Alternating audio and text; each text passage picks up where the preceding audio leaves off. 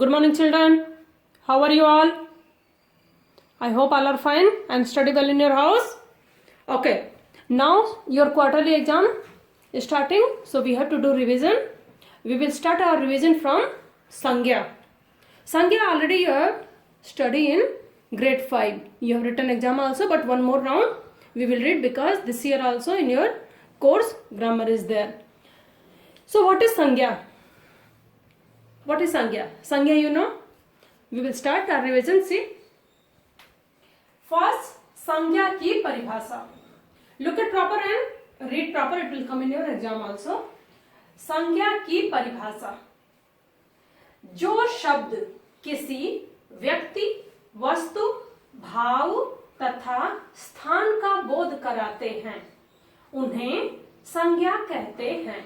So जो शब्द, which word, किसी व्यक्ति, any human, वस्तु, थिंग्स, भाव, फीलिंग्स तथा स्थान, एनी प्लेस का बोध कराते हैं, मीन्स उसके बारे में बताते हैं, उन्हें संज्ञा कहते हैं.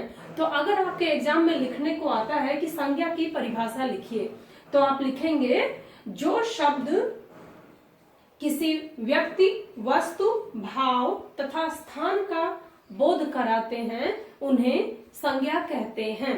जैसे फॉर एग्जाम्पल रोहन. रोहन क्या है? किसी का नाम है. दिल्ली. दिल्ली क्या है? जगह का नाम है. पुस्तक.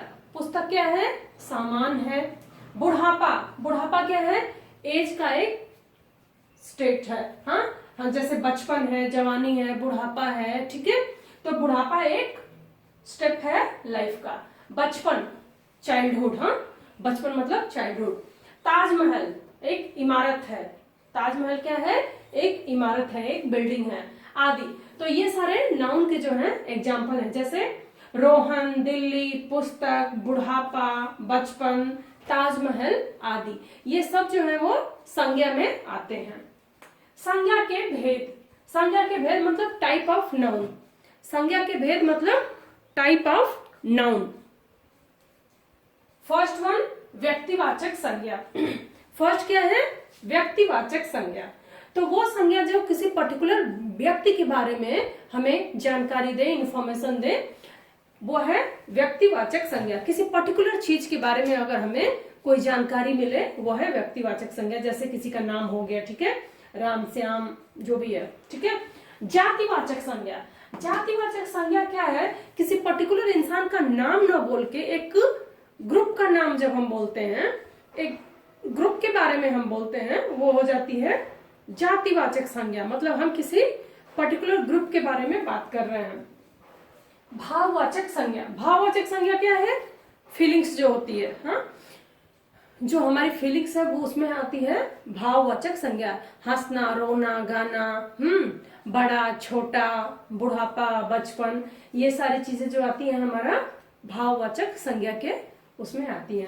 तो संज्ञा के भेद में आएगा अगर आपको लिखने को कि संज्ञा के भेद लिखिए, तो आपको लिखना है संज्ञा के भेद, व्यक्तिवाचक संज्ञा, जातिवाचक संज्ञा, भाववाचक संज्ञा. तो 3 टाइप की संज्ञा होती है. ठीक है. और संज्ञा की परिभाषा अगर आती है तो आपको संज्ञा की परिभाषा लिखनी है. ठीक है. डेफिनेशन ऑफ नाउन और संज्ञा के भेद मतलब types of noun. Okay, next हम पढ़ेंगे संज्ञा पहचानिए. तो कुछ सेंटेंस है, उसमें हमें क्या करना है? संज्ञा, नाउन क्या है वो हमें आइडेंटिफाई करना है. ठीक है. संज्ञा पहचानिए. Identify the noun. राहुल खेल रहा है. राहुल खेल रहा है. हमें संज्ञा कैसे पहचानना है? जो क्रिया होती है, क्रिया मतलब जो काम करना है. ठीक है. जैसे खाना, पीना, हंसना, गाना, ये सारी क्या है? क्रिया है. तो हमें क्रिया से पूछना है कि कौन कर रहा है. जो आंसर आएगा वो हमारा संज्ञा होगा. ठीक है. तो हमें क्रिया से पूछना है. जैसे इसमें है राहुल खेल रहा है. तो कौन खेल रहा है? खेल रहा है. कौन खेल रहा है? आंसर क्या आया? राहुल. कौन खेल रहा है? राहुल खेल रहा है. तो इसमें संज्ञा क्या है, तो क्रिया से हमें पूछना है कि कौन ये काम कर रहा है, जो आंसर आएगा वो हमारा संज्ञा होगा। तो राहुल, क्योंकि राहुल जो है वो किसी का नाम है, किसी बच्चे का नाम राहुल है और किसी व्यक्ति का नाम है, तो किसी व्यक्ति का नाम क्या हो जाएगा, संज्ञा हो जाएगा। तो जो ये अंडरलाइन है वो आपका संज्ञा हो जाएगा। तो अगर आपके एग्जाम में आता है कि संज्ञा पहचानिए, तो इसको आप अंडरलाइन करके आंसर में लिखेंगे राहुल, क्योंकि राहुल जो है वो व्यक्ति का नाम है। नेक्स्ट, साहिल कानपुर में रहता है। साहिल कानपुर में रहता है, तो कौन रहता है, साहिल रहता है। कहाँ रहता है, कानपुर में रहता है। तो इसमें क्या है, दो दो संज्ञा है, एक तो नाम है और एक जगह का नाम है। ठीक है, एक व्यक्ति का नाम है, एक जगह का नाम है। तो यहाँ आपको दो चीजें अंडरलाइन करनी है और एक ही आंसर में दो है।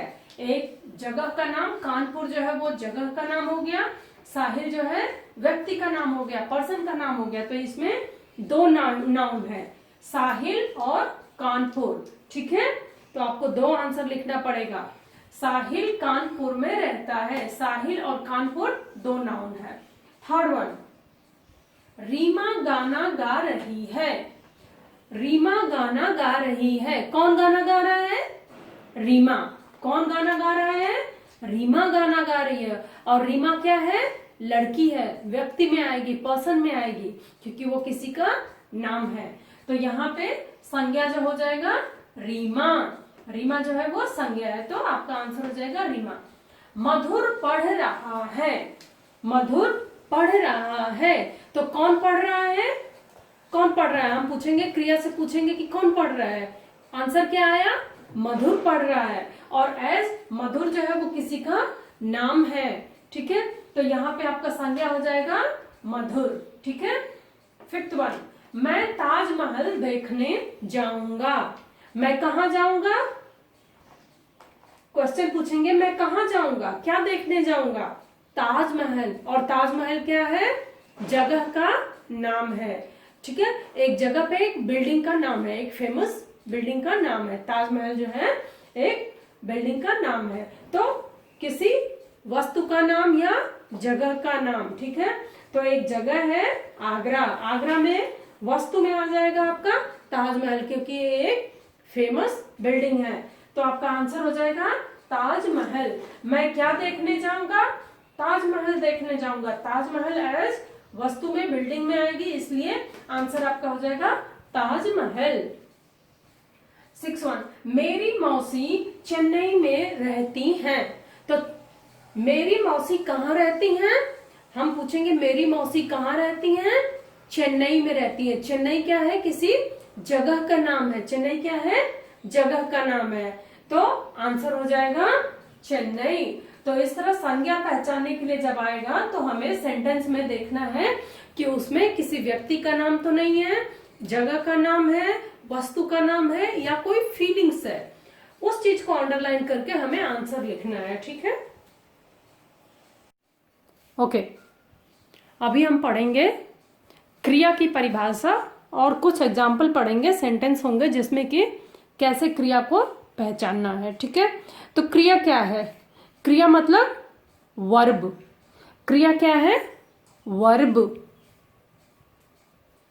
क्रिया की परिभाषा, जिस शब्द से किसी कार्य के करने या होने का पता चले उसे क्रिया कहते हैं। सो जिस शब्द से किसी काम के होने या करने का पता चले उसे क्रिया कहते हैं। ठीक है, जिस शब्द से किसी कार्य के करने या होने का पता चले उसे क्रिया कहते हैं। जैसे हंसना, रोना, खाना, पीना, गाना, सोना, ये सारी क्या है, क्रिया है। क्रिया को पहचानिए, क्रिया को पहचानिए। कैसे क्रिया को हम पहचानेंगे, ठीक है। फर्स्ट वन, पूनम नाच रही है। पहले जब हम नाउन में थे, संज्ञा पढ़ रहे थे, तो उसमें क्या है, हमें क्रिया से पूछना था कि कौन कर रहा है। जो आंसर आता था वो संज्ञा होती थी। अभी हमें संज्ञा से पूछना है, ठीक है। जो आंसर आएगा वो हमारी क्रिया होगी। पूनम नाच रही है, तो हमें पूनम से पूछना है पूनम क्या कर रही है, मतलब पूनम क्या है, संज्ञा है। संज्ञा से हमें पूछना है कि क्या कर रही है, तो पूनम क्या कर रही है, पूनम नाच रही है। नाचना क्या है, संज्ञा सॉरी क्रिया है, ठीक है। नाचना क्या है, एक एक्टिविटी है, कोई काम कर रही है, उससे काम होने का पता चल रहा है। तो नाचना क्या है, क्रिया है। पूनम नाच रही है मीन्स नाच रही है क्या हमारा हुआ, क्रिया हो गया, ठीक है। जो अंडरलाइन है वो क्रिया हो गया। सेकेंड वन, रुचि पढ़ रही है। रुचि पढ़ रही है, रुचि क्या है, संज्ञा है, किसी का नाम है। तो रुचि पढ़ रही है, रुचि क्या कर रही है, पढ़ रही है। पढ़ना क्या है, एक एक्टिविटी है, एक काम है, ठीक है। तो पढ़ रही है यहाँ पे क्रिया हो गया, ठीक है। थर्ड वन, मैं दिल्ली जाऊंगा। मैं कहाँ जाऊंगा, मैं से हम पूछेंगे, मैं जो है वो प्रोनाउन है। प्रोनाउन क्या होता है, कर्ता। प्रोनाउन मतलब कर्ता, और कर्ता क्या होता है, जो शब्द हम संज्ञा की जगह पे बोलते हैं उसे हम प्रोनाउन कहते हैं, कर्ता कहते हैं। तो मैं यहाँ पे जो है वो कर्ता है। मैं कहाँ जाऊंगा, मैं दिल्ली जाऊंगा। तो जाना क्या है, यहाँ पे क्रिया हो गई आपकी। जाना क्या है, क्रिया हो गई, ठीक है। तो मैं दिल्ली जाऊंगा, क्रिया क्या है, जाऊंगा। राहुल हॉकी खेल रहा है। राहुल क्या कर रहा है, राहुल जो है संज्ञा है। राहुल क्या कर रहा है, हॉकी खेल रहा है। खेलना क्या है, एक क्रिया है, ठीक है। खेलना क्या है, एक क्रिया है। तो यहाँ पे इस सेंटेंस में आपकी क्रिया हो गई खेल रहा है। नेक्स्ट वन,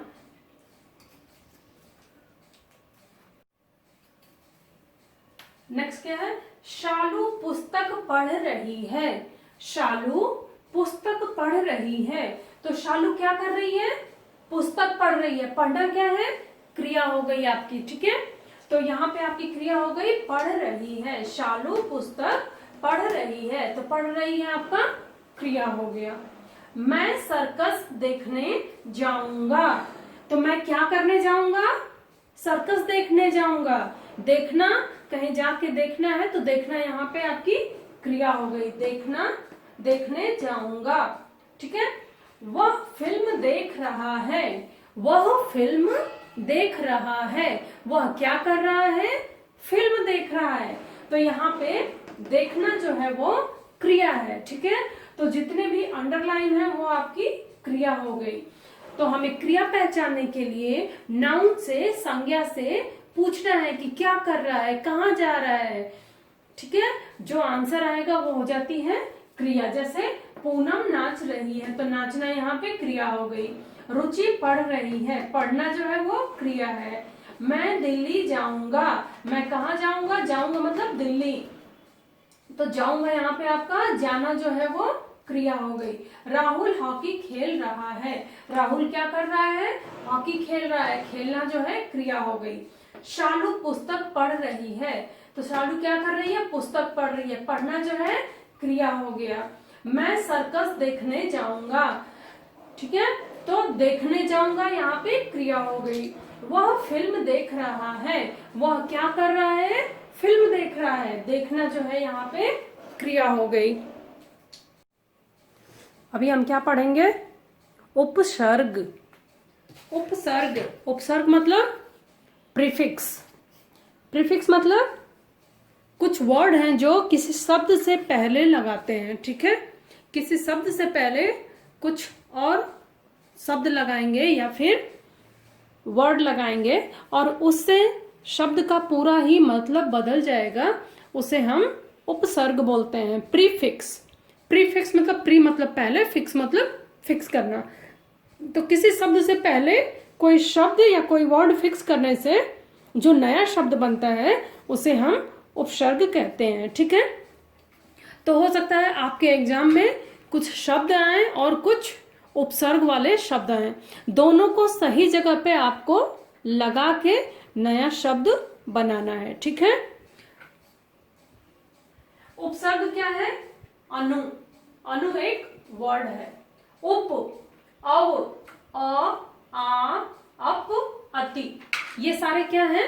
उपसर्ग हैं। कुछ बहुत से उपसर्ग हैं, लेकिन ये कुछ हमारे पास एग्जाम्पल है। ठीक है, इन्हीं सारे उपसर्ग को हम यूज करके और किसी नए शब्द में जोड़ के एक नया शब्द बनाएंगे। ठीक है, जैसे आ, वहां पे आ उपसर्ग है, ये आपका आ उपसर्ग है। हम हार में इसको जोड़ते हैं। हार क्या है?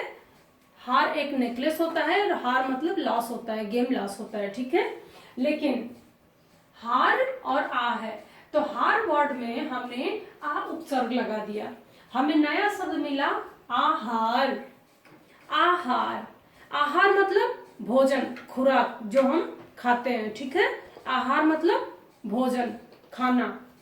तो देखा मतलब कैसे बदल गया? आ उपसर्ग है और हार मतलब या तो नेकलेस होता है या गेम लूज करना होता है ना, हार जाना होता है। लेकिन जब हमने दोनों को एक साथ मिलाया, हमें नया वर्ड मिला आहार, और आहार मतलब भोजन। ठीक है, तो टोटली मीनिंग जो है वो चेंज हो गई। नेक्स्ट वन, आघात। घात मतलब कोई घात लगा के बैठा होता है ना, जैसे सांप अपना शिकार करने के लिए घात लगा के बैठा होता है, लोमड़ी शिकार करने के लिए घात लगा के बैठी होती है, छिपकली है वो ऐसे बहुत कॉन्सेंट्रेट बैठी रहती है, जैसे ही कोई कीड़ा मकोड़ा आया फटाक से कैच कर लेती है, उसको पकड़ लेती है। तो घात मतलब किसी को अटैक करने के लिए बहुत केयरफुली बैठना। हमने आ लगा दिया, उसमें आ उपसर्ग लगा दिया, नया वर्ड मिला आघात। आघात मतलब किसी को हर्ट करना, आहत करना। आघात मतलब किसी को हर्ट करना होता है। ठीक है, नेक्स्ट अनुवाद। वाद विवाद होता है, वाद विवाद मतलब डिस्कस करना, कोई बात डिस्कस करना, वो होता है वाद। ठीक है, अनु उपसर्ग लगा दिया, नया शब्द हमें मिला अनुवाद। नया शब्द हमें क्या मिला?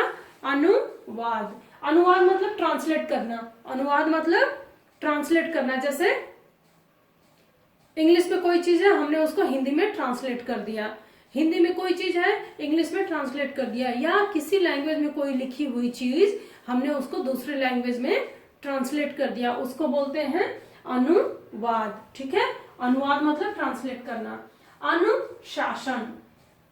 अनुशासन, शासन मतलब एडमिनिस्ट्रेशन। ठीक है, किसका शासन है? कौन चीजों को देख रहा है, सारी चीजों को रूल करना। रूल करना मतलब शासन करना है। अनुशासन, अनु हमने लगा दिया तो टोटली मीनिंग बदल गया। अनुशासन का मतलब डिसिप्लिन होता है। ठीक है, सेल्फ मैनर, डिसिप्लिन। तो शासन में हमने अनु उपसर्ग लगा दिया, नया वर्ड मिला अनुशासन। उपवन, उप क्या है आपका? उपसर्ग है। वन क्या है? वन मतलब जंगल।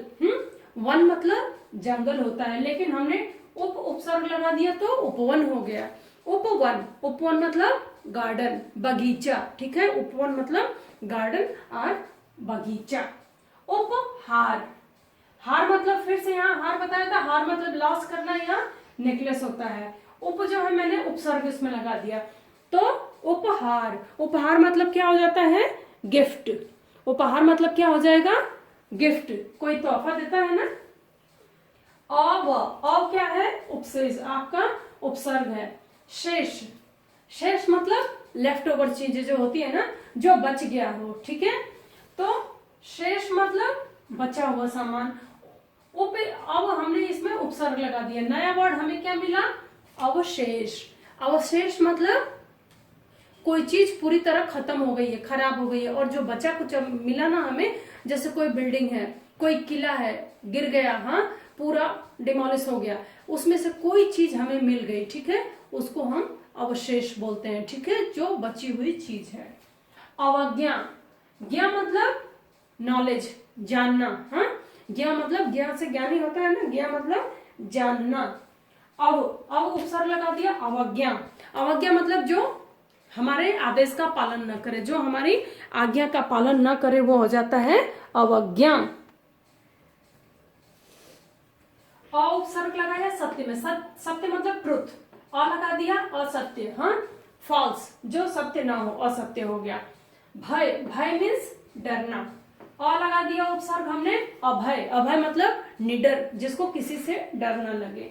हरण, हरण करना मतलब चुराना, हाँ, छीन लेना, चुरा लेना, वो हरण हो गया, ठीक है।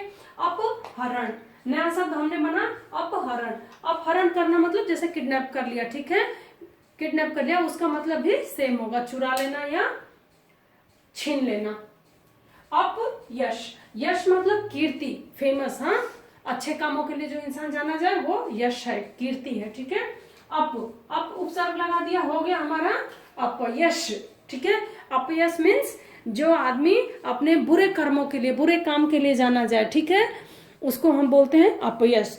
सो आपके एग्जाम में कुछ उपसर्ग के वर्ड आएंगे और कुछ शब्द होंगे, आपको दोनों को सही जगह पे लगाना है। अगर गलत उपसर्ग गलत शब्द के साथ लगाओगे जिसकी कोई मीनिंग ना हो तो आपके मार्क्स कट जाएंगे। इसलिए मैंने जितना भी आपको पढ़ाया है आपके होमवर्क में होगा, आपको आराम से अच्छे से याद करना है, ठीक है। कहीं गलत उपसर्ग ना लगा दो, नहीं तो जब किसी शब्द की मीनिंग नहीं बनेगी तो आपका आंसर गलत होगा। इसलिए सही उपसर्ग को सही शब्द के साथ लगाना है। अभी हम पढ़ेंगे प्रत्यय, ठीक है। प्रत्यय क्या है? सफिक्स। इससे पहले पढ़ा था हमने उपसर्ग। उपसर्ग मतलब प्रीफिक्स, किसी शब्द से पहले हम कोई वर्ड लगा के नया शब्द बनाते थे, ठीक है। अभी क्या है? प्रत्यय। प्रत्यय मीन्स सफिक्स, वर्ड के बाद में हम दूसरा वर्ड लगा के एक नया वर्ड बनाएंगे। नामली हम क्रिया में, जो क्रिया है या एक सिंपल वर्ड है, उसमें हम एक और शब्द जोड़ के नया शब्द बनाते हैं। तो प्रत्यय और उपसर्ग में क्या है? उपसर्ग जो है किसी शब्द से पहले शब्द लगा के हम नया शब्द बनाते हैं, और प्रत्यय सफिक्स शब्द के बाद में नया शब्द लगा के एक अलग शब्द बनाते हैं, ठीक है। प्रत्यय क्या है? ना, ता, दार, आवट, आन, वाई, दार, ये सब प्रत्यय है, ठीक है। धातु, और ये क्या हुआ? प्रत्यय। ये धातु हो गया और ये प्रत्यय हो गया, ठीक है। होन, होन क्या है? एक वर्ड है, होना, ठीक है। होन, इसमें हमने हार प्रत्यय लगा दिया, ठीक है। होन हार, नया शब्द हमें मिला होनहार। होनहार मतलब काफी इंटेलिजेंट है, ठीक है, समझदार बच्चा है, होनहार है, ठीक है, इंटेलिजेंट है। ग, ग हमारी धातु है, उसमें हमने वैया, वैया जो है वो प्रत्यय लगा दिया, नया वर्ड मिला गवैया। गवैया मतलब सिंगर, जो गाना गाता है, ठीक है। गवैया मतलब सिंगर, जो गाना गाता है। लेन, लेन मतलब लेना, लेन मतलब लेना। दार हमने इसमें प्रत्यय लगा दिया, नया वर्ड हमें मिला लेनदार। लेनदार मतलब लेने वाला, लेनदार मतलब लेने वाला। झाड़, झाड़ मतलब क्या होता है? बुश, झाड़ मतलब बुश होता है। ना, ना प्रत्यय लगा दिया, नया वर्ड हमें मिला झाड़ना। झाड़ना मतलब क्लीन करना, ठीक है, कोई भी चीज झाड़ना, जैसे हमने बेडशीट झाड़ दिया, घर में झाड़ू लगा लिया, हाँ, दीवार से वेब्स निकाल लिया, कोई भी चीज झाड़ना मतलब क्लीन करना, उसको डस्ट उसको अलग करना, वो हो गया झाड़ना। मिल प्लस आप, मिल मतलब मिलना, आप प्रत्यय लगा दिया, नया वर्ड मिला मिलाप, मेल मिलाप करना ना, किसी घर जाके मिलते हैं हम, ठीक है, होली में, दिवाली में किसी घर जाके मिलते हैं, या हमसे कोई गेस्ट हमारे घर में मिलने आते हैं, उसको हम बोलते हैं मिलाप। वन प्लस वाई, नामली वन मतलब जंगल होता है, ठीक है। वायु प्रत्यय लगा दिया, हमें नया वर्ड मिल गया बनवाई। बनवाई मतलब हमने किसी से कोई सामान बनवाया, ठीक है, टेबल बनवा लिया, मेज बनवा लिया, जाके आपने नाई से बार्बर से अपना हेयर कट करवा लिया, वो भी बनवाना हो गया, ठीक है। तो बनवाई। खेल प्लस ना, खेल मतलब आपको पता है खेल एक गेम होती है, ना प्रत्यय लगा दिया, खेलना हो गया, नया वर्ड हमें मिला, उसको क्रिया बोलेंगे। खेल प्लस ना, खेलना। सज प्लस आवट, सजावट। सज प्लस आवट, सजावट। पठ प्लस नीय, पठ मतलब पढ़ना, नीय प्रत्यय लगा दिया, नया वर्ड मिला पठनीय। पठनीय मतलब जो चीज पढ़ने के योग्य हो, ठीक है, जो चीज पढ़ने के लायक हो, हम पढ़ सकें, ठीक है, वो हो गया पठनीय। तो आपको डिफरेंसेस पता चल गया, उपसर्ग और प्रत्यय क्या। उपसर्ग जो है शब्द के पहले लगता है और प्रत्यय जो है वो शब्द के बाद लगता है, ठीक है। अभी हम पढ़ेंगे मुहावरा, ठीक है। पहले भी आप लोग पढ़ चुके हो, लेकिन एक बार फिर से, इस बार मैं आपको ढंग से पढ़ा रही हूँ, ढंग से देखना, आप लोग हमेशा गलती करते हो, ठीक है। किसी भी मुहावरे का पहले हमें मीनिंग लिखना होता है, उसके बाद वाक्य में प्रयोग करना है। वाक्य प्रयोग मतलब उस मुहावरे को लेके हमें एक सेंटेंस बनाना होता है, ठीक है। आप लोग हमेशा गलती करते हो, या तो वर्ड मीनिंग लिख के छोड़ देते हो या कोई प्रॉपर सेंटेंस नहीं बनाते हो। अभी आप प्रैक्टिस करो प्रॉपर, ठीक है। फर्स्ट मुहावरा, आंख मूंदना। आंख मूंदना, आंख मूंदना मतलब, मुहावरे का मतलब क्या हुआ, मीनिंग क्या है। आंख मूंदना मतलब मर जाना, तो ये आपका मर जाना क्या है, मीनिंग है, ठीक है। मुहावरे की मीनिंग है मर जाना, मतलब हम अगर बोलते हैं आंख मूंदना, उसको अंडरस्टैंड करना है कि मर जाना। अभी वाक्य में प्रयोग कैसे करेंगे, आंख मूंदना को लेके वाक्य में प्रयोग कैसे करेंगे। मेरे कुत्ते ने आंखें मूंद ली। मेरे कुत्ते ने आंखें मूंद ली। आंखें मूंद ली मतलब मेरा कुत्ता मर गया, ठीक है। सेकेंड वन, आंख लगना।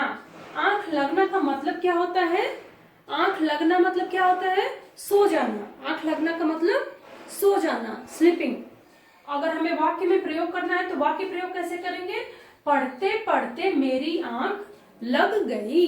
पढ़ते पढ़ते मेरी आंख लग गई मतलब कि मैं पढ़ते पढ़ते सो गया। तो वाक्य प्रयोग इसको बोलते हैं, एक सेंटेंस बनाना है आपको, पढ़ते पढ़ते मेरी आंख लग गई। नहीं तो आप कुछ भी लिख सकते हो, टीवी देखते देखते मेरी आंख लग गई, खेलते खेलते मेरी आंख लगी, कुछ भी जो आपको अच्छा लगे, ठीक है। 9 2 11 होना। 9 2 11 होना मतलब भाग जाना। वैसे 9 मतलब 9 है, 11 मतलब 11 है, तो 9 + 2 11 होता है, ठीक है। लेकिन यहाँ पे 9 2 11 होना का मतलब भाग जाना। 9 2 11 का मतलब भाग जाना। वाक्य में प्रयोग कैसे करेंगे, पुलिस को देखकर चोर 9 2 11 हो गए।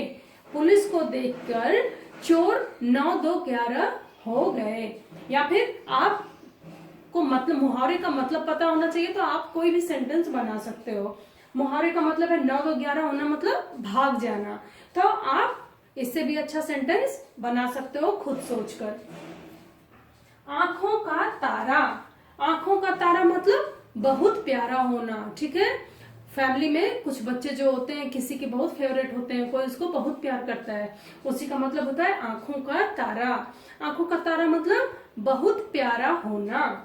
वाक्य प्रयोग कैसे करेंगे, वह अपनी माँ की आंखों का तारा है। वह अपनी माँ की आंखों का तारा है मतलब उसकी माँ उसको बहुत प्यार करती है। फैमिली में और लोग जो हैं उन सबके कंपेयर में, तुलना में उसकी माँ उसे बहुत ज्यादा प्यार करती है। बहुत ज्यादा प्यार मतलब बहुत प्यारा होना, आंखों का तारा होना। वह अपनी माँ की आंखों का तारा है। अक्ल से पैदल। अक्ल से पैदल होना बोलते हैं, अक्ल से पैदल, ठीक है। पैदल चलना मतलब बाई वॉक चलना। अक्ल से कोई बाई वॉक कैसे करेगा, ये एक नॉर्मल वर्ड है। लेकिन अक्ल से पैदल अगर कोई बोल रहा है, इसका मतलब है मूर्ख होना, ठीक है, मूर्ख होना। वाक्य प्रयोग कैसे करेंगे, रोहित अकल से पैदल है। तो अगर कोई बोलता है कि कोई अकल से पैदल है मतलब कि वो मूर्ख है, उसके पास बुद्धि नहीं है, समझने की वो नहीं है, हाँ, वो चीजों को समझ नहीं पाता है, पढ़ने में कमजोर है या फिर इंटेलिजेंट नहीं है। तो अकल से पैदल मीनिंग क्या हुई, मूर्ख होना। वाक्य प्रयोग कैसे करेंगे, रोहित अकल से पैदल है, या फिर आप कोई और सेंटेंस भी बना सकते हो। अभी हम पढ़ेंगे संयुक्त व्यंजन, ठीक है। अभी हम पढ़ेंगे संयुक्त व्यंजन। पहले भी आप लोग पढ़ चुके हो संयुक्त व्यंजन क्या होता है, छत्र ज्ञ स्र। छत्र ज्ञ एंड स्र जो है वो संयुक्त व्यंजन में आता है, क्योंकि ये डायरेक्ट नहीं है, दो वर्ड्स को मिला के, दो लेटर्स को मिला के ये शब्द ये अक्षर बना हुआ है, ठीक है। तो हम पढ़ेंगे, और अगर आपके एग्जाम में ये संयुक्त व्यंजन आता है तो इसको लिखने के साथ साथ आपको एक वर्ड भी एग्जाम्पल के रूप में लिखना है, ठीक है। तो अभी हम पढ़ेंगे क्षत्रिय छ, क्षत्रिय छ, छ, इसमें कौन सा लेटर छुपा हुआ है? हाफ क, षटकोण स प्लस अ, इन तीन लेटर को मिला के ये लेटर बनता है। हाफ क, षटकोण स, अ इक्वल टू छ, छ से क्षत्रिय। जो नया शब्द बनता है इससे, छ लेटर से क्या क्या बनता है? क्षमा, क्षत्रिय। तभी हम पढ़ते हैं ना, छ से क्षत्रिय। त्र, ये क्या है? त्र, हाफ त, र एंड अ हो गया त्र। त्र से क्या होता है? त्रिशूल, त्रिमूर्ति, ठीक है। ज्ञ, ज्ञ में क्या है? हाफ ज, य प्लस अ, तीन लेटर मिला के बना ज्ञ। ज्ञ से ज्ञानी, ज्ञ से ज्ञाता। स्र, स्र में क्या है? हाफ बड़ा श, र और अ, तीन लेटर मिला के बना आपका स्र। स्र से क्या होता है? श्रमिक, श्रीमान। ओके, तो अगर आपके एग्जाम में इस तरह आता है कि संयुक्त व्यंजन लिखिए तो छत्र ज्ञ स्र लिखा होगा, ठीक है। छत्र ज्ञ और स्र लिखा होगा। हाँ, आपको इस तरह डिवाइड करना है, हाफ क श अ लिखना है इस तरह। आपकी स्क्रीन पे जैसा दिख रहा है ऐसे ही आपको लिखना है, ठीक है। और एक एक एग्जाम्पल देना है, जैसे क्षमा, क्षत्रिय, त्र से त्रिशूल, त्रिमूर्ति। सो कोई एक वर्ड आपको लिखना है, ठीक है। अभी हम क्वेश्चन आंसर पढ़ेंगे, ठीक है। वर्ण क्या है? वर्ण क्या है? आपका पहला क्वेश्चन होगा, वर्ण क्या है? वर्ण भाषा की सबसे छोटी इकाई होती है। वर्ण जो है भाषा की सबसे छोटी इकाई होती है। वर्ण मतलब लेटर्स, वर्ण मतलब लेटर्स, लाइक आपका अ टू आहा हो गया स्वर, और व्यंजन क से लेके ज्ञ तक, ये सब जो है वर्ण के अंदर आता है। तो अगर क्वेश्चन आता है वर्ण क्या है, तो हमें लिखना होगा वर्ण भाषा की सबसे छोटी इकाई होती है, ठीक है। क्वेश्चन नंबर 2, भाषा के प्रकार लिखिए। भाषा के प्रकार लिखिए मतलब, प्रकार मतलब टाइप। भाषा कितने प्रकार की होती है ये आपको लिखना है, ठीक है। तो भाषा के दो प्रकार होते हैं, आंसर होगा भाषा के दो प्रकार होते हैं। भाषा जो है लैंग्वेज 2 टाइप की होती है, लिखित भाषा, मौखिक भाषा। लिखित भाषा और मौखिक भाषा। लिखित मतलब जो रिटन हो, लिख के हो, ठीक है, जो हम पढ़ते हैं, इंग्लिश है, हिंदी है, फ्रेंच है, ठीक है। तो ये लिखित भाषा में आती है, किसी ने लिखा है वो हम पढ़ते हैं, तो लिखित भाषा हो गई। मौखिक भाषा, मौखिक भाषा क्या है? जो भाषा बोली जाती है, ठीक है, जो हम बोलते हैं। कई बार जो हम बोलते हैं वो रिटन में नहीं होता है, क्योंकि जो हमारी लोकल लैंग्वेज होती है, हम बोलते तो हैं लेकिन उसको हम बुक वगैरह में नहीं होती है, सिर्फ आम बोलचाल की भाषा में यूज करते हैं, ठीक है। तो भाषा के कितने प्रकार होते हैं? अगर आता है भाषा के प्रकार लिखिए तो हमें लिखना होगा भाषा के दो प्रकार होते हैं, लिखित भाषा, मौखिक भाषा। लिखित भाषा मतलब लिखकर, मौखिक भाषा मतलब बोलकर, ठीक है। नेक्स्ट, संज्ञा के भेद लिखिए। भेद मतलब टाइप्स, ठीक है। भेद और प्रकार दोनों एक ही होता है, ठीक है। भेद हो या प्रकार हो, दोनों का मतलब टाइप होगा। तो संज्ञा के भेद लिखिए, आंसर होगा संज्ञा के 3 भेद हैं। संज्ञा के 3 भेद हैं, means there are 3 type of noun. व्यक्तिवाचक संज्ञा, जातिवाचक संज्ञा, भाववाचक संज्ञा, ठीक है। ये आपके रिवीजन में मैंने पहले ही पढ़ा दिया है, तो ऐसे करके क्वेश्चन आंसर आएगा। नेक्स्ट क्वेश्चन, वर्ण के कितने भेद हैं? वर्ण के कितने भेद हैं? तो वर्ण क्या था? वर्ण जो है वो भाषा की सबसे छोटी इकाई है वर्ण, ठीक है। जैसे कि हमारे लेटर्स होते हैं, वावल्स एंड कॉन्सोनेंट्स, स्वर और व्यंजन, ठीक है। अभी क्या पूछ रहे हैं? वर्ण के कितने भेद होते हैं, वर्ण कितने टाइप के होते हैं? तो वर्ण के दो भेद हैं, वर्ण के दो भेद हैं। There are two type of वर्ण। पहला स्वर वर्ण, दूसरा व्यंजन वर्ण। स्वर वर्ण क्या है? आपका अ से लेके आ तक जो लेटर आते हैं वो स्वर वर्ण में आते हैं। व्यंजन वर्ण क्या है? क से लेके ज्ञ तक जो लेटर्स हैं हमारे कॉन्सोनेंट्स हैं वो व्यंजन में आते हैं। तो आपको स्वर और व्यंजन पता है, वही है। तो वर्ण के कितने भेद होते हैं?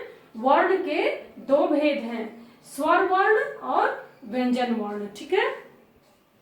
संज्ञा की परिभाषा लिखिए, संज्ञा की परिभाषा लिखिए। तो आंसर क्या होगा? जिस शब्द से हमें किसी व्यक्ति, वस्तु, जगह या भाव का बोध हो उसे संज्ञा कहते हैं। जैसे आगरा, ताजमहल, रीता, किताब, हंसना, बचपन आदि, ठीक है। तो ये हो गई आपकी संज्ञा की परिभाषा। ओके चिल्ड्रन, तो आपका रिवीजन अभी खत्म हुआ। अच्छे से पढ़ाई करना, स्पेलिंग पे ध्यान रखो और अच्छे से एग्जाम राइट करना, ठीक है। Best of luck for your exam.